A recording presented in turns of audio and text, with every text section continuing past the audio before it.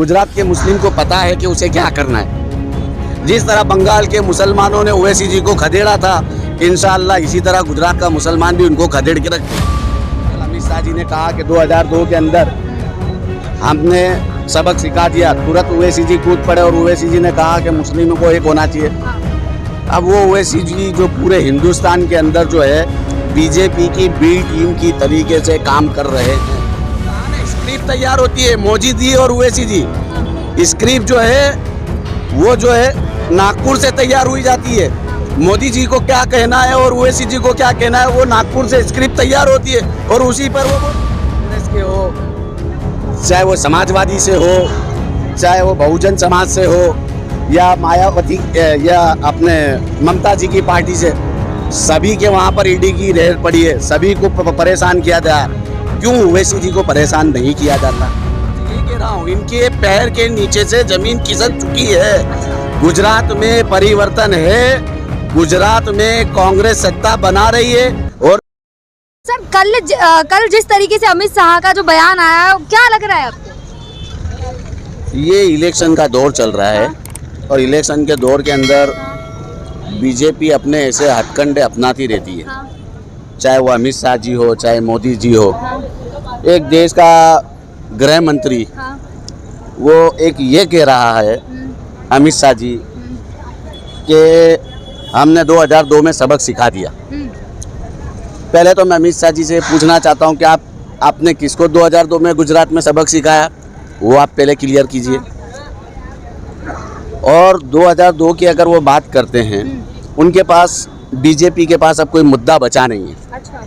महंगाई जो है चरम सीमा पर है, बराबर, बेरोजगारी चरम सीमा पर है, लोग परेशान हाल हैं, गरीब जितना है और गरीब होता जा रहा है।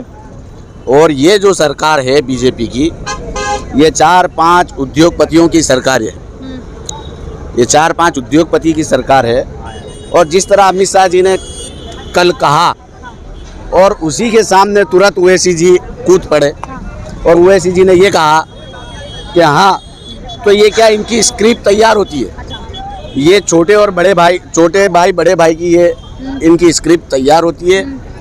इधर से जो है 80% और 20% की लड़ाई के अंदर आप जो है, जैसे कल अमित शाह जी ने कहा कि 2002 के अंदर हमने सबक सिखा दिया, तुरंत ओवैसी जी कूद पड़े और ओवैसी जी ने कहा कि मुस्लिमों को एक होना चाहिए। अब वो ओवैसी जी जो पूरे हिंदुस्तान के अंदर जो है बीजेपी की बी टीम की तरीके से काम कर रहे हैं, बराबर। जहाँ जहाँ मुस्लिम विस्तार के अंदर मुस्लिम विस्तार की पकड़ है, जैसे मैं आज आप अहमदाबाद की सरजमीन पर हो, तो अहमदाबाद की 2 सीट ऐसी है जो जिसमें मुस्लिम नुमाइंदगी करते हैं। एक जमालपुर इमरान खेड़ावाला साहब, दूसरा जो दरियापुर है गयासुद्दीन शेख साहब। अब इन्होंने इस बार कहा है कि हम विधानसभा को गंगा जल से धो देंगे, यानी एक भी मुस्लिम को नहीं आने देंगे। अच्छा। तो ये जो ओवैसी साहब है MIM से, और दिल्ली से एक छोटे भाई और आ चुके हैं। जी तो मुस्लिम है और आप भी मुस्लिम समुदाय से आते हैं। अरे मुस्लिम समुदाय से तो जरूरी थोड़ी है कि हर मुस्लिम एक बात रखता होगा, हाँ ना। कुछ लोग जो है ओवैसी से जुड़े हुए हैं, लेकिन वो अपनी बात कर रहे हैं। कुछ लोग बीजेपी में भी जुड़े हुए हैं, लेकिन बीजेपी में जो जुड़े हुए वो अपने मफाद के लिए जुड़े हुए, अपने खुद के मकसद के लिए जुड़े हुए, वो कौम के लिए नहीं जुड़े हुए। कौम की जो बात करने वाला है, या ओवैसी जो कौम की बात करे कि कौम को अब एक होना चाहिए, क्यों उनको कल ही ये बात याद आई जब अमित शाह जी ने कहा? उससे पहले क्यों उन्होंने ये स्टेटमेंट नहीं दिया? लेकिन चलिए एक चीज और पूछूंगी भाई, जब राहुल गांधी को सद्दाम हुसैन कहा गया था तो अमित शाह जी से सवाल पूछा तो उन्होंने कहा था चुनाव में तो ऐसे जुमले दिए जाते हैं। अब वो तो मैंने आपको पहले ही कहा कि चुनाव का माहौल है, बीजेपी के पैर के नीचे से जमीन खिसक चुकी है।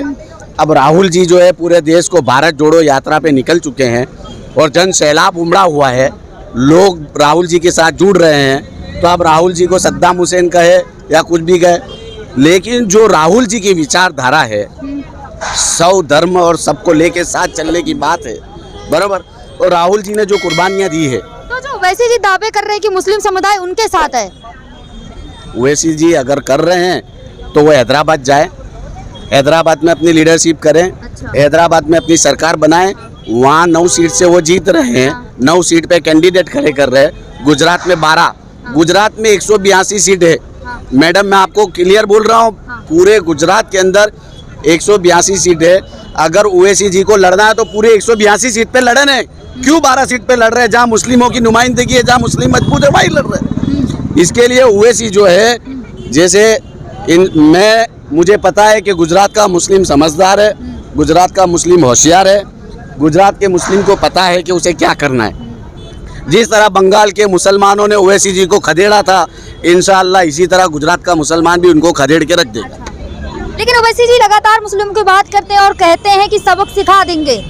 क्या सबक सिखाना चाहते हैं? मैंने आपको कहा ना, स्क्रिप्ट तैयार होती है, मोदी जी और ओवैसी जी। स्क्रिप्ट जो है वो जो है नागपुर से तैयार हुई जाती है।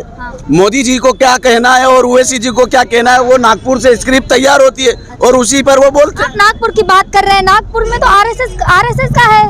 मैं वही तो कह रहा हूँ, नागपुर से जो है ओवैसी जी की स्क्रिप्ट तैयार हुई जाती है। ओवैसी जी को क्या कहना है, कितना कहना है, बराबर।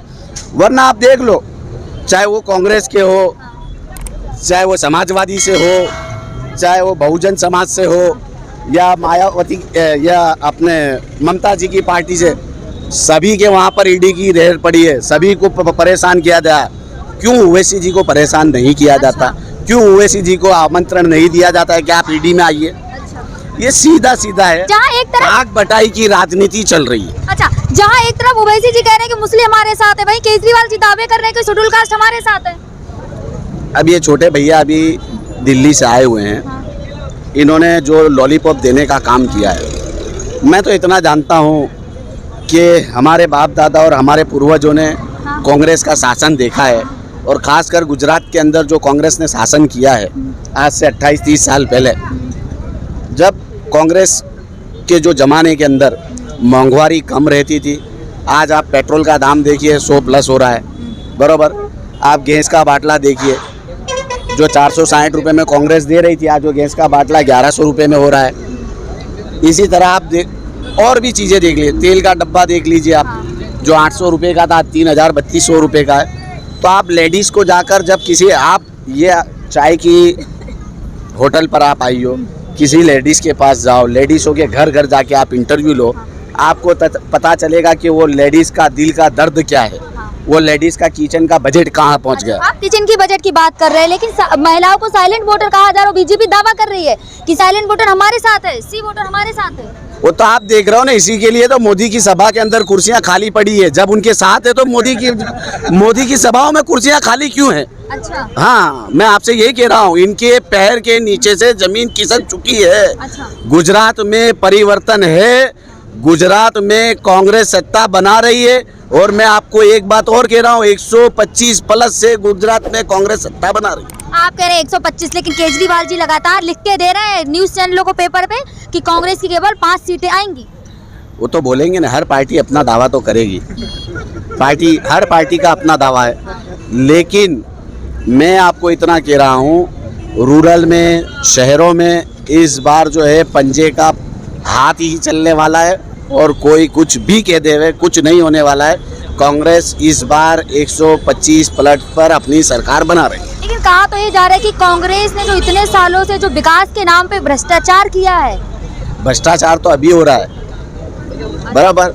गुजरात को पहले कहा जाता था, गुजरात को ड्रग्स का अड्डा बना दिया इन लोगों ने, बीजेपी वालों ने। मुद्रा में देखो इतना सारा ड्रग्स पथरा है ना। अभी आप देख लो, इतना 140 लोग जो है पूल के अंदर अब शहीद हो चुके हैं, बराबर। उसमें से 46 बच्चे जो है इस दुनिया से चले गए, बराबर। तो यानी ये लोग अपनी मनमानी चला रहे हैं, हिटलर शाही चला रहे हैं। गुजरात के अंदर जो है न, भ्रष्टाचार इन्होंने कर रखा है। अच्छा, आप कह रहे हैं भ्रष्टाचार, लेकिन गुजरात में दारू बंद है। अरे दारू बंदी है तो जब तो लट्ठा कांड हुआ आज से 2 महीने पहले, आप देखिए तो करी, लट्ठा कांड के अंदर लगभग 70 से 72 आदमी मर चुके। जब दारू बंदी है तो लट्ठा कांड कहाँ से हुआ? ये तो आप मीडिया में हो, आपको तो पता होगा ना कि गुजरात के अंदर लट्ठा कांड आज से 2-2.5 महीने पहले हुआ। नहीं पता आपको? लेकिन मोदी जी दावे तो करते हैं ना लगातार कि गुजरात में दारू बंद है। मोदी ने तो 15 लाख का भी दावा किया था, आपके अकाउंट में आए? तो वो तो कह दिया है ना कि जुमला था। चुनाव में ऐसे तो जुमले दिए जाते हैं, खुद कहा है ना। ये भी तो जुमला है ना मैडम, ये जो है गुजरात के अंदर दारू बंद है, ये भी एक जुमला है। अच्छा। गुजरात पूरे आज पहले ऐसा था कि पंजाब को ड्रग्स का अड्डा कहा जाता था, लेकिन आज गुजरात भी उसके अंदर शामिल हो चुका है। अच्छा। और घर घर के अंदर है ना, यहाँ 18-20 बरस के 15 बरस के बच्चों के अंदर है ना एमडी, चरस और गांजा और इसी तरह के सारे नशों के पदार्थ सेवन किए जा रहे हैं, और ये बीजेपी की सरकार में हो रहा है।